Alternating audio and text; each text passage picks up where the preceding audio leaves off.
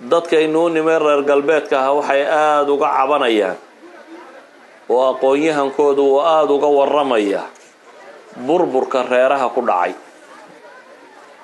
waxay ka cabanayaan oo reer galbeedku social problemska ugu tirada badan leh siyaasiyiintooda iyo qoraagooda iyo aqoon-yahankooda uu ka warramayo waxa ugu horeeya guurkoo yaraaday bay yidhaahdeen, furista oo badatay, dhalmada oo yaraatay, carruurta khayru sharciga oo tiro badatay, ama si kale haddaan u tilmaamo waxay leeyihiin unuga ugu qarni dheeraa jiritaanka mu'asasaadka marka la eego ee bulshadu leedahay ayaa baaba'ay bay leeyihiin. saa daraaddeed umamka kani way baaba'ayaan. walidaalika baa nin ka mid a qoraayahanadooda ugu waaweyn ninkii Fukuyama la odhan jiray waa ka qoray buugga uu bixiyey The Great Disruption oo uu ku tilmaamayo al-infiraat al-cadiim ama burburkii ugu weynaa. burburkan uu sheegaya waxa weeyaan waxaa batay buu yidhi xadaaradda reer galbeedka jariimada dembiga gelistiisii oo ilaa xad ay soo gaadhsiiyaan dembigu wuxuu gaadhay bay dhahan waxa loo yaqaano child delinquency oo junuuxil atfaal, yacni mujrimiintii waaweynaa markuu soo dhaafay ayuu wuxuu noqday inay carruurtuna mujrimiin ama cisaabaad yeeshaan dhibaatooyinka geysta. waxa uu ka warramayaa nidaamkii bulsheed ee ay bulshadu u dhisnayd oo ah nidaamkaasi qoyska inuu baaba'ay. waxa uu ka warramayaa dhalmadii inay yaraatay. waxa uu ka warramayaa guurku inuu yaraaday. waxa uu ka warramayaa carruurta aan aabba sharciya wadani midhadhka la dhalayna xataa inay kuwaasi noqdeen. waxa uu ka warramayaa runtii dhibaato aad u badan oo uga digayo reer galbeed oo ah dadkii uu ka tirsanaa. isagu dhibaatooyinka marka uu tilmaamayo taxadiyaadkaas waxa challengeska jira waxa weeyaan buu leeyahay ee sababay reer galbeedka oo u dhaqma buu leeyahay si individualism ama kalinimo. waxa kaloo raaca buu leeyahay dumarku shaqada ay qabteen oo badatay oo uu leeyahay gurigii baa baaba'ay. waxa kaloo dhibaatada isagu ku daraya inay tahay waxyaabaha dhalmada la isku hortaago maanta la tiro badiyay iyo ijhaadka ama carruurta la soo rido. waxa kaloo uu ku darayaa shaqada dumarku ay qabtaan oo tiro badatay oo waxa directly proportional oo isku xidhan buu leeyahay carruurta yaraantooda, guurka yaraantiisa iyo haweenka shaqadiisa ayaa isku xidhan buu leeyahay. arrimahaasoo dhan marka uu soo tilmaamo buuggiisa dhammaantii wuxuu kaga warramayaa dhib aad u tiro badan oo haysata. waxaan leenahay challengeska aynu tilmaamaynaa muslimiintana waa haystaan, gaar ahaan muslimiintii galbeedka timi environment bay yimaadeen dhibaatooyinkani ay ka jiraan oo weliba ay ku xeel dheer yihiin. maxaa xal ah? sidee baynu dhibta tan uga hortegi karnaa? burburka guryaha ku dhaca wuxuu keensadaa furiin tiro badan. muslimiintii galbeedka timi furiinku wuu ku tiro batay. wuxuu keensadaa carruur badan oo dowladuhu ay mas-uul ka noqdaan oo waalidiinta laga qaado. inta badanna waxaa keenay guriga burburkiisa. wuxuu keensaday dhibaatooyin aad u tiro badan. maxaa xal ah? waxaan soo bandhigi doonaa xuluusha bini aadamku uu tijaabiyey qaybo ka mid ah. dadka badh waxay tijaabiyeen maadaama dadka kan laga dhigay dad maadiyiin oo lacagta jecel in si guriga loo ilaaliyo iyo jiritaankiisa iyo dhalmada badnideeda iyo waxaasi oo dhan in la maro dhanka dhaqaalaha dadka laga maro.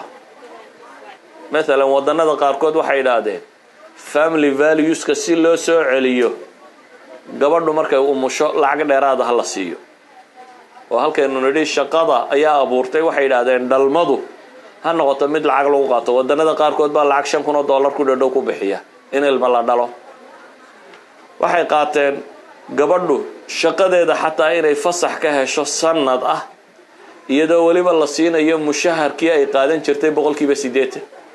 mushaharkeedii oo 80% inay guriga ku qaadato la yidhaahdo shaqadaad sanadkan haysaa waa inaad ilmo koriso. waxay qaateen si tan loo dhiirigeliyo xataa aabbaha ilmaha dhalay wadannada qaar baa fasax siiyey oo ilmaha kuu dhashay islaantii sanad fasaxa la siiyey. odaygana waxay idhahdeen 14 casho fasaxa ha la siiyo. si loo dhiirigeliyo in wax la dhalo ama family inuu u jiro. waddanada qaarkood waxay isku dayeen in meel kale laga maro. Maalan Mareykanka ururo ka jira waxay bilaabeen qaab kale in loo fakaro. Maalan gabadh la yiraahdo Laura Dweel iyo 13 jir waxay qortay buug macruuf ah loo yaqaano الزوجة المستسلمة bay ku tilmaamaan.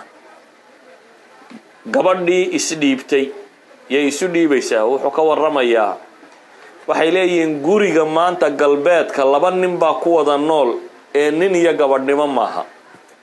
waxay leeyihiin waa in dib loogu noqdaa dhaqankii ahaa gabadhuna inay guriga gabadh ka ahaato ninkuna inuu guriga nin ka noqdo. gabadha tani buugay qortay waxay kaga warramaysaa ay tala bixinteedoo dhami waxa weeyaan inay leedahay haweenow raggiina taladooda aqbala ama raggiina isu dhiiba. buugay haweenaydaas qortay waqti aad u yar bay yidhaahdaba 100,000 oo nusxo lagu iibsaday oo kan mid noqday 10 buuga ugu caansan ee la gato. maxaa ka dhigay bay leeyihiin waxay leeyihiin baahida taalla. waxa ay ku warramayso dhami waxa weeyaan gabadha bay leedahay ninkaaga isu dhuldhigaad isu dhuldhigayo muslaxato waxaad kaga hesho marnaba kaga heli maysid bay leedahay isku soo taagaad isku soo taagto. marka waxay leedahay ninka waa in laga dhigaa cariin ama libaax buulkiisii ku jira. libaaxa buulkiisa ku jira bay leedahay haddii la salaaxo waxa afkiisa waxa ku jira lagala bixi karaa. waa iyadu erayada ay qorayso. idan iyadu waxay xalka u aragtaa ay tilmaamaysaa waxa weeyaan dhaqanka feminist groupku ay soo kordhiyeen ee haweenkan la nineeyay inaanay nolosha waxba ku soo kordhinin. haweenayda haddii la yidhaahdo shaqadii ninku qaban jiray qaba kama warramayno ma awooda mise ma awooda kama warramayno. laakiin haddiiba loo diro la yidhaahdo warshada ka shaqee computerka samee waxaan qabo waa shaqadii ninku qaban jiray haddii loo diro maxay nolosha ku soo kordhisay bay dhaaheen waxba may soo kordhin wayntii ninku yaqaanay.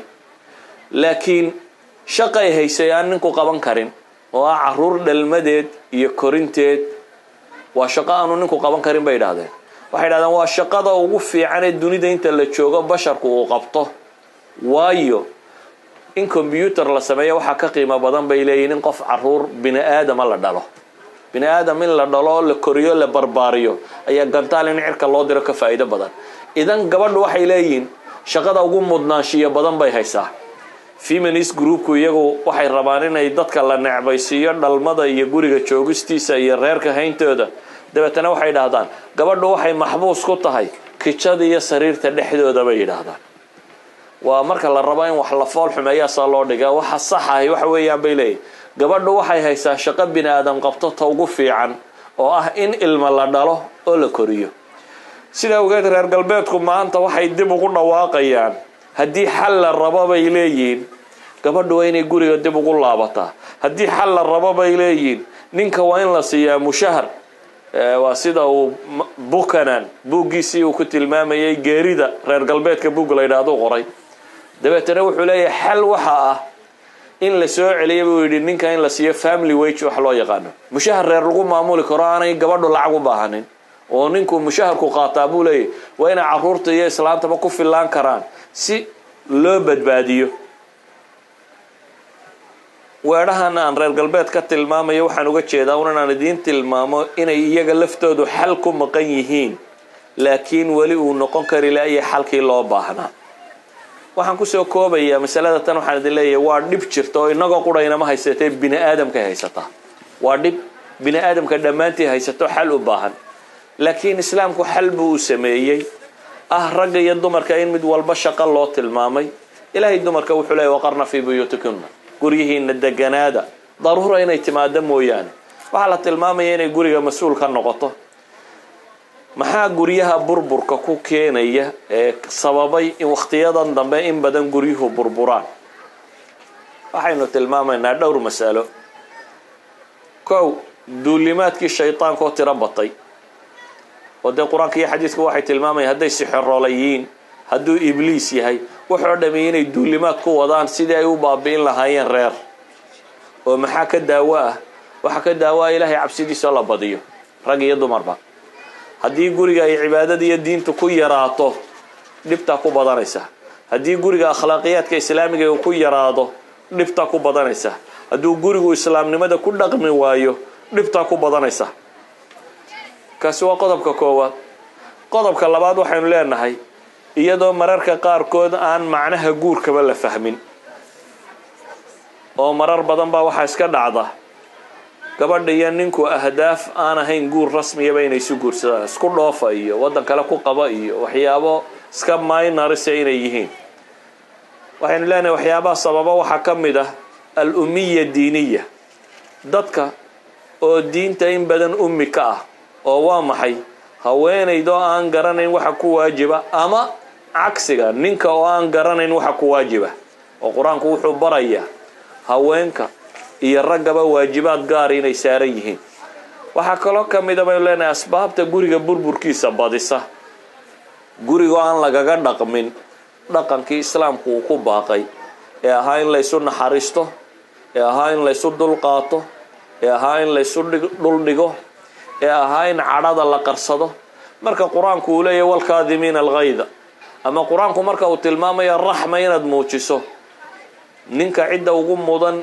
inuu naxariis u muujiyo waa carruurtiisa iyo reerkiisa haweenta cidda ugu mudan inay naxariis u muujisaa waa ninkeeda iyo carruurkeeda bashar aan gafini ma jiro xadiidka nabigu wuxuu tilmaamaya kullu ibn aadam khata wa khayru al-khata'ina tawwabun dadku dhammaantood waa dambiilayaal waxaana ugu fiican buu nabigu yiri kuwa toobad keena haddii dadkoo dhami uu dambiilayaal yahay waxa habboon in la isu dulqaato oo dhaqankani uu jiro laakiin marar badan waxaad moodaa inaan guryaha ku badnayn wax iska celida ku badan gabadhuna inay istiraahdo ninka xaqaaga ka dhacso ninkuna inuu istiraahdo gabadha iska reeb waxa ka mid ah inuu gurigu xuquuqdu kala lahaa uu garan waayo oo maalan shirkad kasta oo dunida ka jirta madax bay leedahay iyo dad shaqaalo ka dambeeya ninka madaxda ah uma fakaro inuu shaqaalaha la loolamay wuxuu fakaraa waa shaqaalihiisa inuu horu mariyo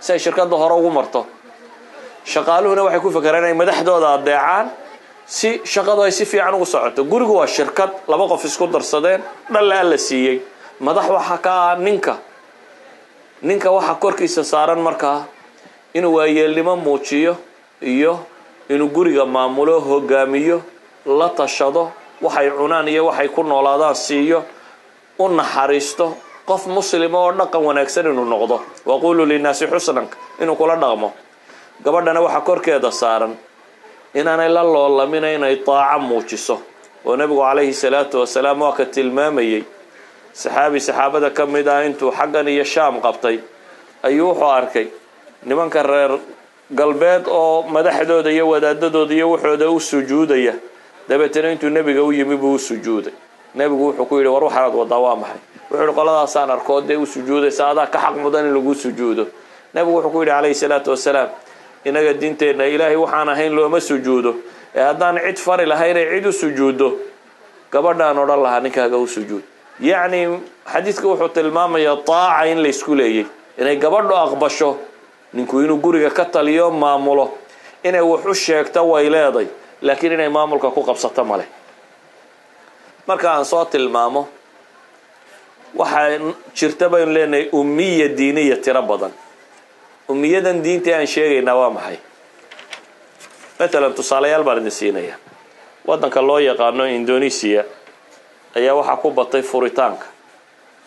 furitaankii baa wuxuu gaadhay 8% dabeetana waxa la isweydiiyay dadkii madaxda ahaa waa xal maxaa mushkiladan saynu xalilaa waxa la yiri waxaynu ku xalileynaa warqada guurka ee ah nin iyo gabadh kasto iskuursada waraaqda loo qoray ah inay isqabaan yaan la siinin cidna ilaa inay galaan koor 3 toddobaad mooyaane oo reerka iyo sida loo maamuliyo loo wada dhaqo in la baro mooyaane waayo waxay leeyihiin dhaqamadan dambe muslimku ku dhaqmay inantiyo inankuba waxay koraan iyagoo mashquulaan midina baran sida reer loo maamulo awal waagi hore reerka cusub ee isguursada waxay la noolaan jireen aabayaal iyo ayeeyooyin iyo dad tala siiya oo ku agnool oo waxa ka dhaca guriga og marka kan laba kasto dhalinyaro isguursaday kaligood baa daar cid la kiraysta nolol horena may soo arag waxa ku adkaata siday u wada noolaan lahaayeen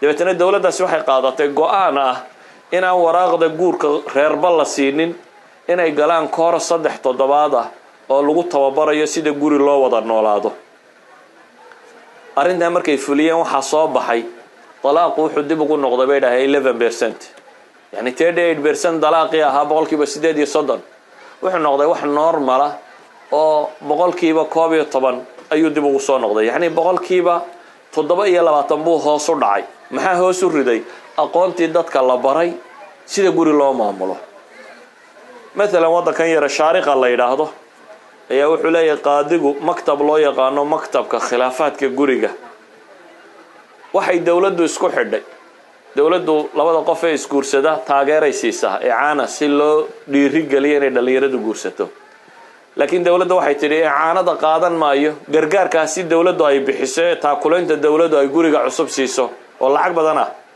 la siin maayo ilaa iyaba yiraahdeen qofku inuu qaato course mooyaane oo qofkii aqbala course-kaasi inuu dhigto ayaa la siinaya waayo waxaanu dareennay bay leeyihiin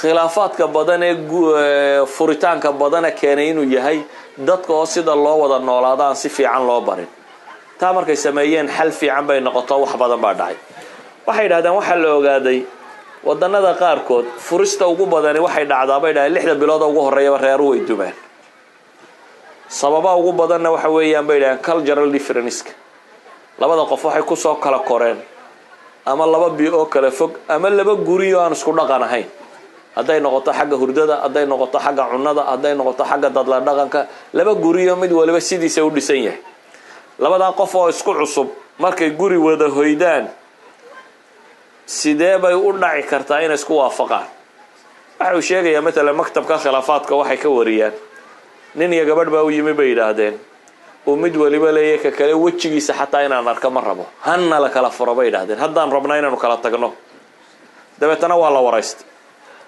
waxa la ogaaday waxay yiraahdeen guurka intiisa furitaanka intiisa ugu badani wax yar aan macna lahayn buu marka hore ku bilaabmaa dabeetana dadku markay muranka badiyaan istilaan buu yimaada laakiin sababta xaqiiqiga marka la waraystay furista keenta bay leeyihiin marka horeba waa wax fudud oo la isku qabtay waxay yiraahdeen markaan waraysi ka qaadnay ninkii iyo gabadhii wuxuu noqday khilaafkan wixii sababay labada midkood wuxuu jecel yahay habeenkii markuu seexanayo inuu mukayifku shidnaado ka kalena ma rabo inuu mukayifku shidnaabada yeedha labadooda midkood wuxuu jecel yahay habeenkii marka la seexanayo inuu leydhku u shidnaado ka kalena ma jecla bay yiraahdeen leydhku shidnaado ninku wuxuu jecel yahay bay yiraahdeen inuu kalluunka cuno gabadhuna waaba ma tagtaa bay yiraahdeen kalluunkaasi hadduu si uro gurina way ku wada noolyihiin noloshii markii ay socon weyday tala bixin baa la siiyay waxa la yiri noqda waxaanu idin sheegaynaa dhowr bilood soo tijaabiya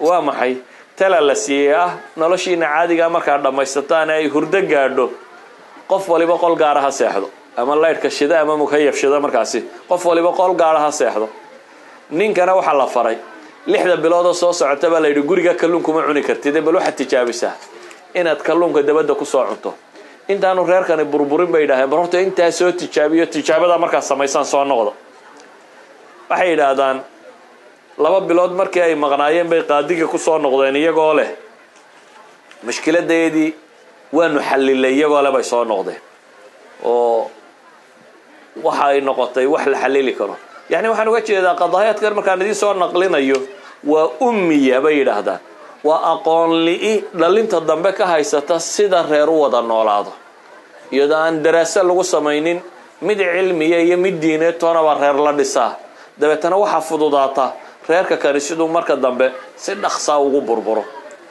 waxay leenahay waxyaabaha galbeedka ka jira si kordhiye taxadiyaadkana waxa kamid ah mas'aladan dhaqaalaha oo runtii Soomaalida dib badan ku haysay separationadan iyo waxaan la sheegayo oo hunguri dadka in badan uu geeyay waxa kamid ah bay mas'aladan daalka ah oo dadkani waxay yimaadeen wadan nin iyo gabadhiba u shaqeeyo iyadoo la daalan yahay midnaba aanu hadli karin guriga la soo galo waxa kamid ah bay yiraahdeen waxyaabahaas oo dhan waa dhibaatooyin cusub oo galbeedka ka jira waxaan ku soo koobayaa anigoo jecel inaan war badan sheegin gurigu waa asaaska nolosha.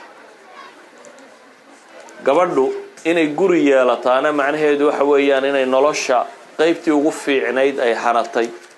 ninku inuu guri yeeshaana waa la mid. waana ka uu nabigu ku tilmaamayo qofkaasi diintiisa badhkeed inuu u dhismay nisfu diini inay u kamilantay. laakiin waxaynu u baahanay inaynu sidaasi u fahamno oo ah sidii aynu horumarin lahayn gurigaasi jiritaankiisa inaynu markaasi aada ugu dadaalno.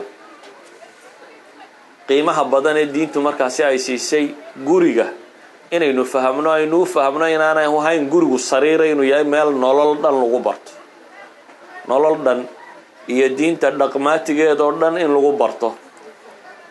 sidaa awgeed baa qur-aanku wuxuu tilmaamayaa intaan reerku kalaba tegin inay dhex galaan marka waanada iyo waxa kaloo dhammi soo dhammaadaan xakaman min ahli wa xakaman min ahliha. waxaa looga dan leeyahay mashkiladan sidii loo xallili kara in loo xallilo.